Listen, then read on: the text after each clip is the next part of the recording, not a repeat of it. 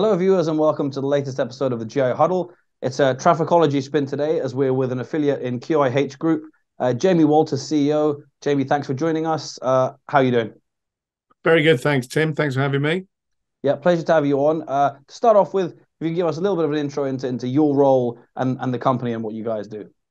Sure. So I'm co-founder and CEO. So founded the business back in 2014.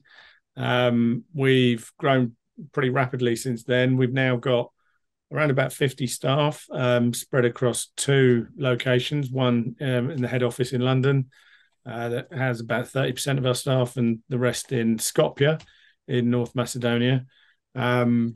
We are an affiliate that is mainly focused on English language. Our primary market is the UK, and we've got a kind of nascent business that's getting a little bit of traction in the US.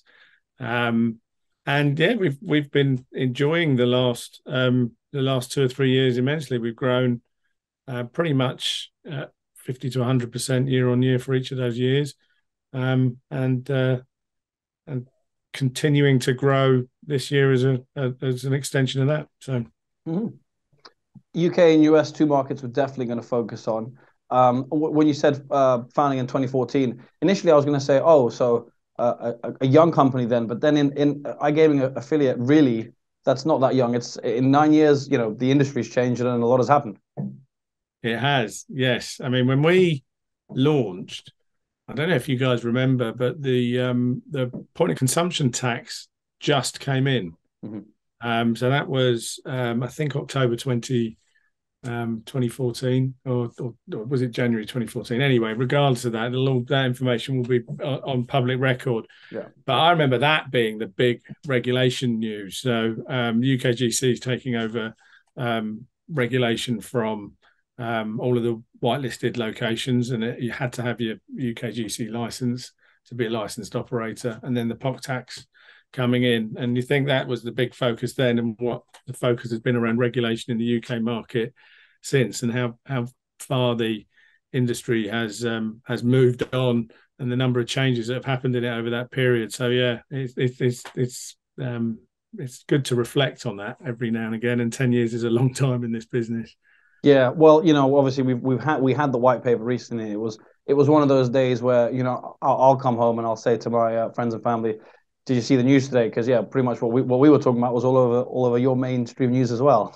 Yeah, yeah, but that's right. It's unusual that it cuts through on that level. But I'll be honest, I came home and asked my wife about it, and she didn't have a clue what I was Ah. talking about. So I'm not sure it has that much traction with the detail has that much traction with the general public. But yeah, it's certainly a big event, wasn't it? Yeah, absolutely. I think this is quite a natural segue into kind of the first main question I was going to ask you, and that's basically what's life like today as a UK affiliate, and what I mean by that is obviously in terms of online, it's a mature market, very competitive. You've got the biggest brands here. How does that translate into terms of competitiveness for an affiliate? Is there still kind of market share available? I'm sure it's tougher than some other markets. Yeah, tell us all about it, really. Well, look, in terms of the short answer to what life is like today as a UK affiliate, life's good, I think, for us as a business. I know that that's not necessarily what everybody says, and that there's a lot of negative sentiment about the UK market from all levels of it, from operators, affiliates, and providers. But it's still a great market. It's the most mature and largest in the world. Loads of opportunity for people who can operate with high standards, and that's how we see it. I think the great advantage of well-developed, regulated markets is the wide availability of legitimate digital marketing channels from big media owners, like Google and Meta. And you can do that with whitelisted accounts as fully above. Everything is fully approved. If you have the expertise, you can capitalize on that and do really well. While some operators have left the UK market, there's been some fairly high-profile ones who've either left for regulatory reasons or finances just didn't work out anymore, and they've closed down. There are still loads of really good operated businesses with significant budgets and a thorough understanding of what they need from their affiliate partners and what the traffic is worth to them. And that means you can build some really stable long-term relationships, which can enable a business such as ours to thrive. So if you understand the media landscape, you stay well inside the regulatory boundaries and work with operators to help them be profitable from your traffic, you can do really well in the UK. In terms of, I mean, I guess you've outlined some key benefits there, and you say kind of the big media like Google, and effectively, like you say, it's an established market, so the processes are high quality. Effectively, there's a lot of maturity in it. But in terms of challenges, because like a more competitive market is naturally going to bring more challenges. How much of a challenge is regulation? Because we're just talking about how much regulation has changed in the last few years, but also kind of the leading, there are kind of these super affiliates who, it's a big conversation obviously in the US, which is something we'll get onto, but obviously in the UK, you do have some kind of major affiliates that take up a lot of market share as well. Yeah. So look, there's two questions there, right? Around regulation and around competition from big affiliates, yeah. Right? I'll start with the regulation one. I think one of the big news out of the white paper for affiliates is that there's no mention at all of regulating affiliates, right? Regulating them directly. I think which was a very sensible call from the regulator. From government, I should say. Obviously, the government that put the white paper forward. A very sensible call from them, but something that affiliates will welcome because it reduces the administrative overhead that we need to bear. So that's not the case in all markets. In a number of states, as I'm sure you know, a number of states in the US, you need to get a license, and you are directly regulated by a regulator. So regulatory burden on affiliates is not really that high, right? Because it's not direct regulation. So that means actually our regulatory burden comes through from the obligations we have to our operators to make sure that we're staying within their requirements, and of course, staying within both the letter and the spirit of the regulation itself that they are directly governed by. And I think that's a manageable challenge as long as you listen to your operator partners and understand their needs and interpretation of the regulation. Look, different operators do things differently, and that does create some challenges. So different operators will interpret the same regulation in different ways and have different requirements. But that's just a cost of doing business, really. It's their license after all. And it's their risk that they're taking by working with you, because the regulator will hold them accountable for anything that we do in their name, right? Absolutely, yeah. So they'll tell you where the boundaries are, and you just got to listen and abide by it. So it creates some challenges, but the more comfortable the business gets and the more understanding it gets of what the general landscape is, the easier it becomes to navigate that, right? And then look, you just got to keep on top of the shifting sands and new requirements that come in as they come in. So I'll be honest, that's not that difficult.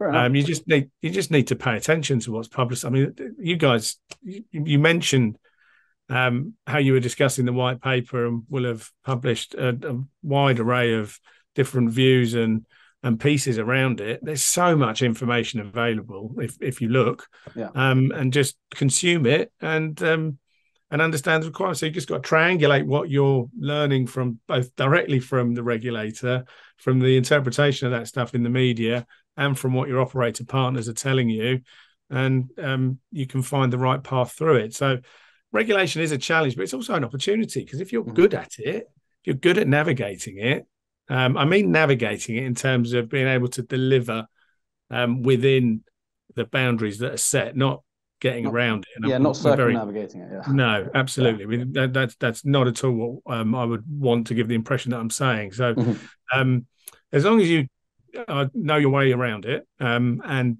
can stay within the rules and deliver valuable traffic to your partners within that, it's actually a competitive advantage, right? Because Yeah. not everyone is able to do it, and that's why a Hmm. lot of people have left the UK market. Um, so that's what I'd say about regulation. I think in terms of competition, look, there's competition everywhere in any industry, and so there should be, right? That's how the consumer or the actually in our place, our customers, we've got two sets of customers, right? We've got the consumers that we're um, talking to via our traffic sources, and then we've got our operator partners who we're sending them to. That helps everybody get the best deal within that. So we kind of welcome that. Hmm. Um, Look, what are the biggest challenges we've got?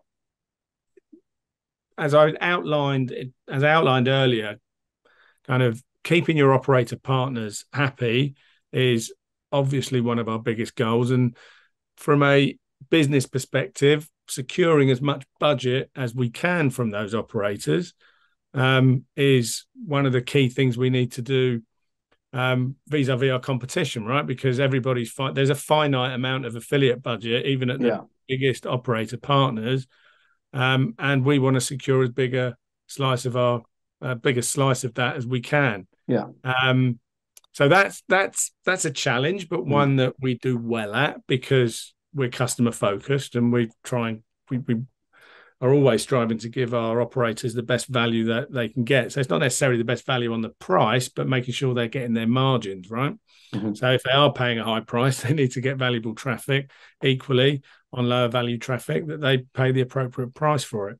Um, the other side of it is on media. So there's price competition on media that is fueled by the large amount of activity. And actually, interestingly, in a lot of those places, we're competing directly against affiliates, but we're also competing against operators who are trying to get their own brand directly visible to their consumers. Hmm. And the competition's fierce, none more so than on biddable media. So, Google's the obvious advanced example, but the range of paid social channels that are available now that have really fierce price competition at various times of the month.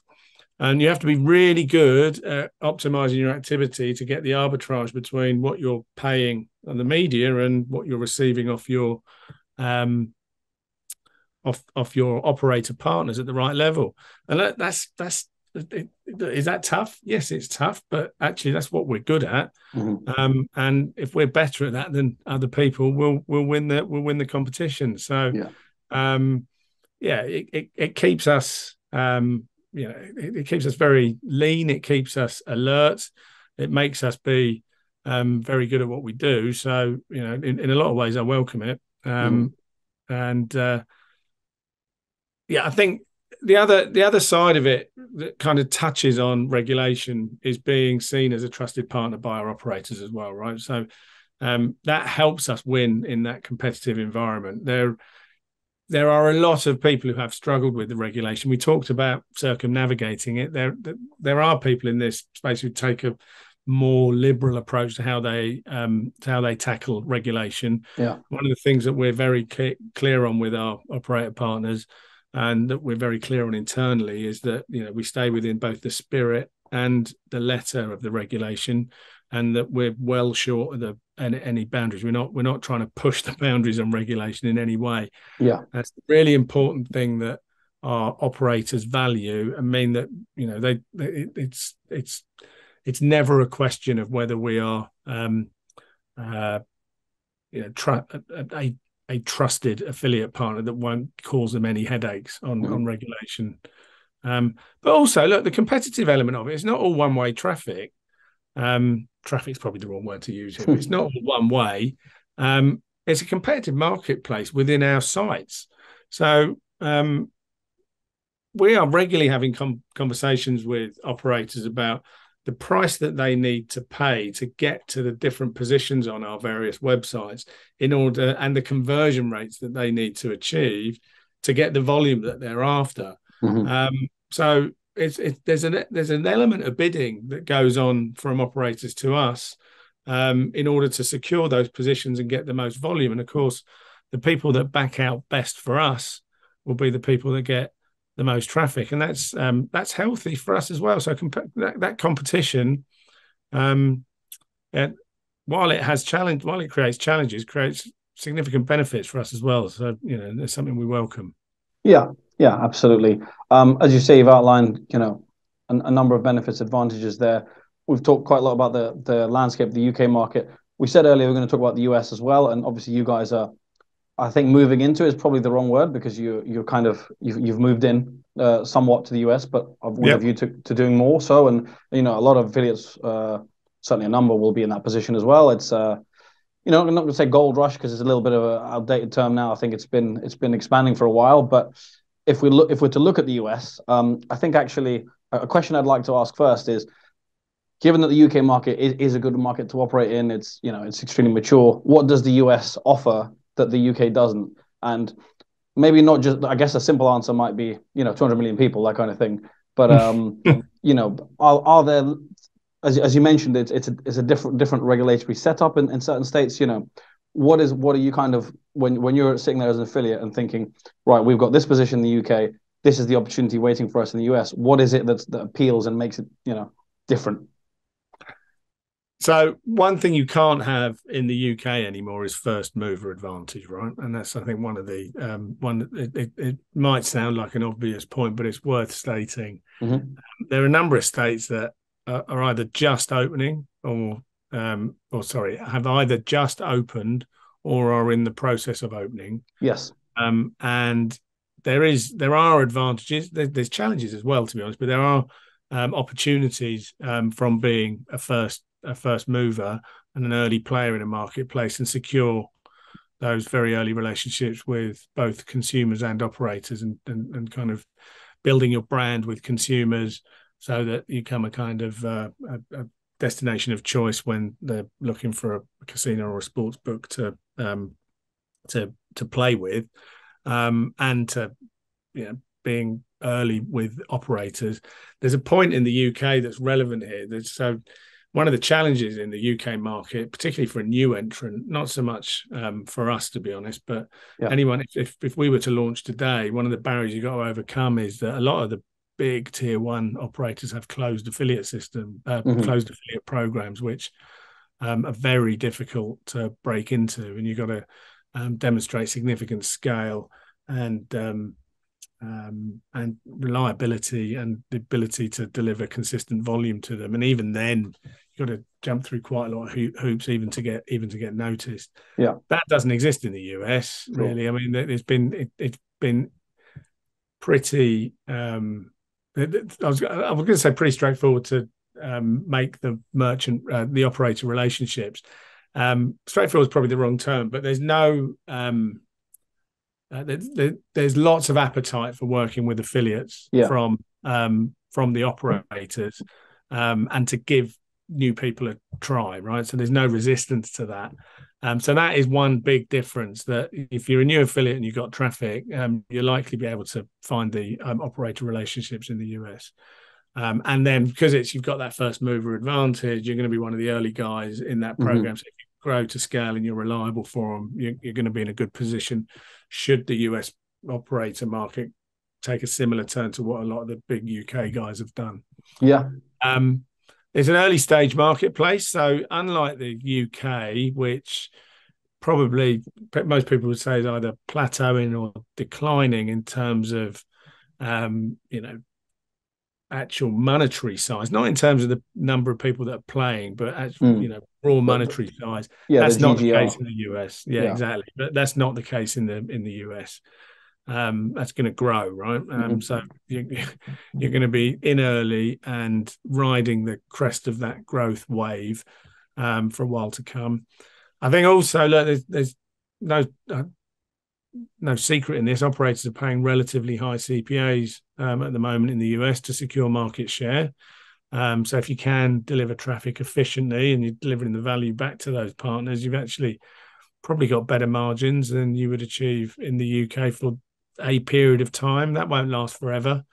How long it lasts remains to be seen. It's been too rich for some operators already, right, who've either left the market or sold their businesses. Absolutely, yeah. And actually, look, I talked about regulation or states in the US directly regulating affiliates.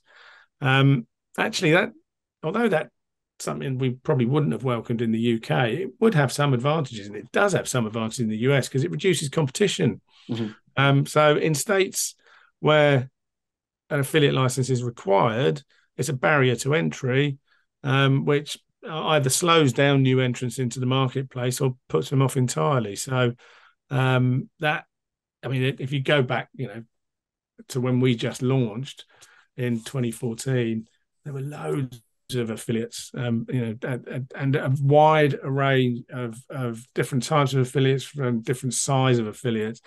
There's been consolidation since that period, but that consolidation is kind of almost baked into places where there's a licensing requirement, just because it just creates that barrier for a very small player to overcome. Mm-hmm. You mentioned obviously there's less loopholes or hoops, sorry, I think you said, when it comes to working with the operator directly. But obviously in the US, where there are a little more hoops to jump through, is the regulatory process. The application process in certain states, which is like kind of forms that are, I don't know how many hundred pages or so long.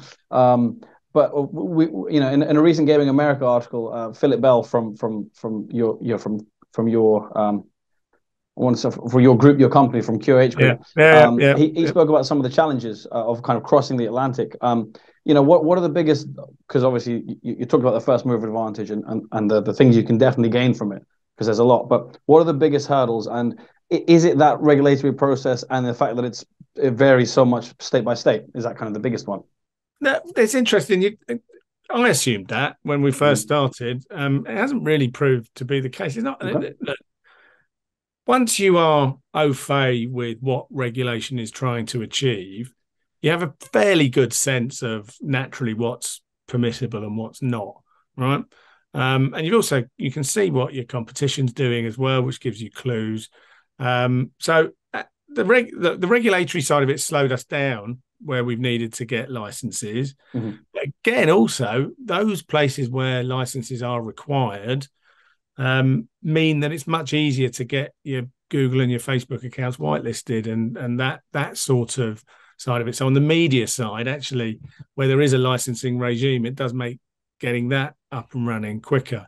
So yes, say regulation is a challenge. Yes, it is, but it's not proved the largest challenge of all. Sure. And actually, what the data shows us is that there's clearly huge potential. There's clearly a lot of interest in gambling, online gambling, online casino, online sports, but that customers need a bit more help Mm-hmm.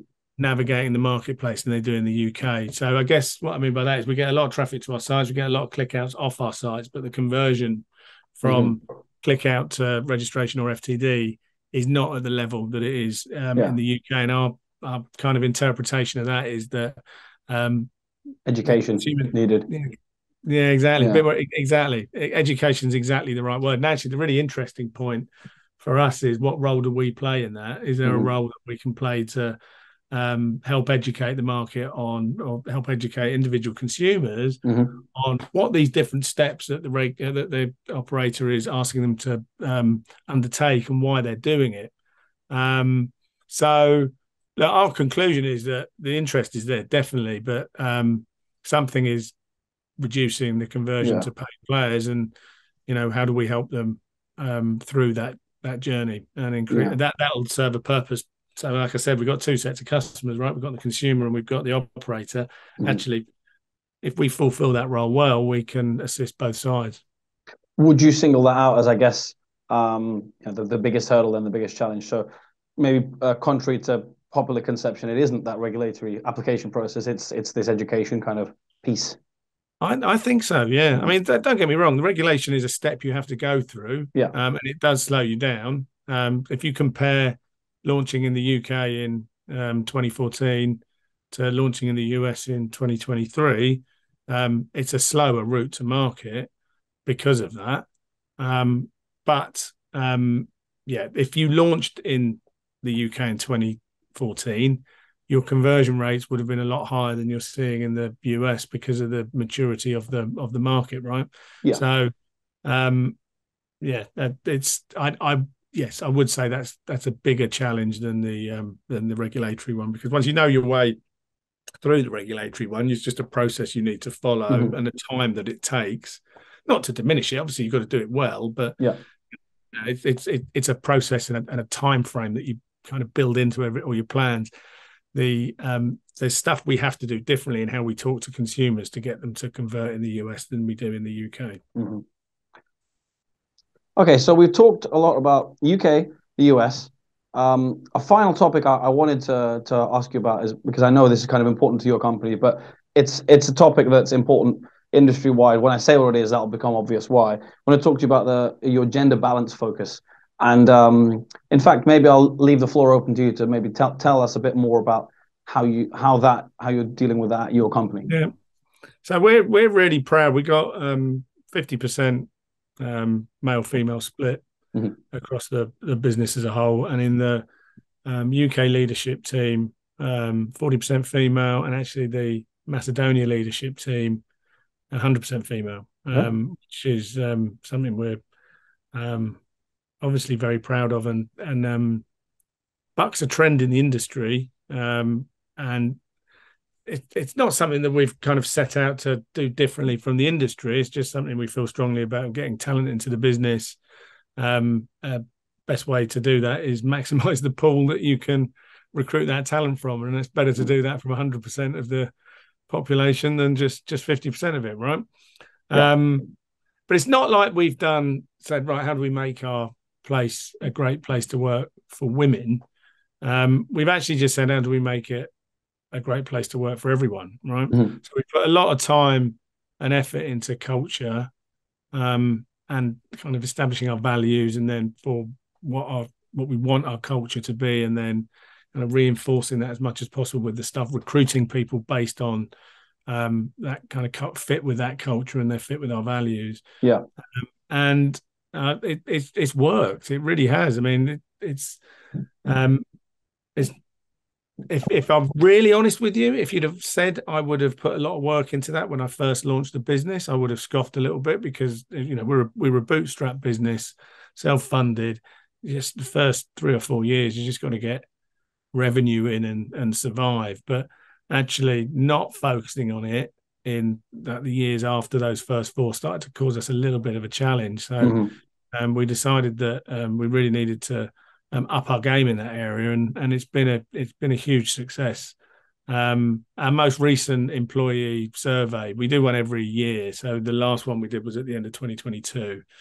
It delivered spectacular results. I mean, we got 95% of our team members said our environment was welcoming to new staff. I think 92% would recommend it to others, and 90% believe that QiH is a great place to work. So, I mean, our head of HR, who we actually recently, it was a big hire for us. We recruited her from Yum Group, which owns Pizza Hut and KFC. So she was head of HR there. She said they're the best results she'd ever seen. She put a lot of work into getting those results as well. So it was great to see it. But we got that. We got 2 great new office spaces in both London and Skopje, which we've invested a great deal in. And we've got kind of built-in culture of recognition through a platform called Nectar, which is a kind of peer-to-peer recognition tool, where every month our staff vote points to each other based on things they've done in the business. Everyone's got about 50 points to allocate, and you can allocate it in batches of 5, and then you can redeem those points against vouchers for places like Amazon or Nike or stuff like that. So you get to buy gifts. So all of that stuff, it's not just gender focused, but it's people focused, and it makes it a nice place to work. I think the other thing that is important is to be open-minded about your kind of working time, or the nature that the kind of nature of the time that you're expecting people into the office. So what I mean by that is there's a lot of demand amongst a certain profile of professional woman for part-time work, Mm-hmm. and there's very, very little supply. And we've been quite open-minded about bringing people in senior roles on a part-time basis, Okay. 3 days a week or something, which has opened up a whole area of talent to us that Mm-hmm. wasn't open to us before. And then I think on top of that, Andrea, our head of HR, will back me in saying this, that we're very understanding of family commitment. So look, Mm-hmm. I've got a family, I've got 3 kids. I understand that people sometimes need to drop everything and go and sort stuff out for them, or the childcare doesn't work out, or what have you. So Yeah. just being very open about that and Mm-hmm. trusting that people will, get their work done while working around those challenges, which are unavoidable, just makes it a pleasant place for women to be. And look, we've not only is it somewhere that is now attractive to everybody, both genders included.